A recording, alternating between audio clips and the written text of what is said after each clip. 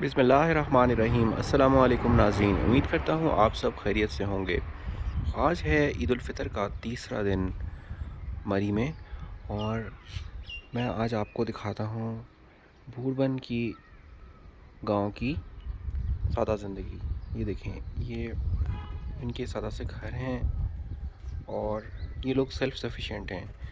इन्होंने अपनी गाय भैंसें पाली होती हैं जिनका ये दूध इस्तेमाल करते हैं, और इन्होंने मुर्गियां भी रखी होती हैं। मैं आपको गाय दिखाता हूँ, ये देखें, सुभान अल्लाह। यहाँ पर सब्ज़ा बहुत ज़्यादा उगा होता है, तो ये ख़ुद ही यहाँ पर ये घास खाती रहती हैं, जड़ी बूटियाँ खाती रहती हैं। ये बड़ी ताकतवर इनकी भैंसें हैं, गाय भैंसें। ये देखें, ये भी है।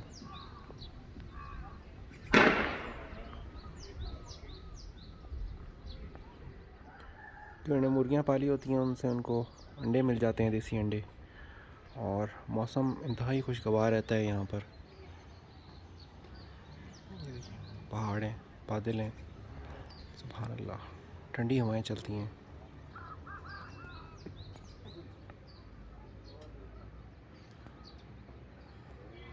देखें, बटरफ्लाई जा रही है।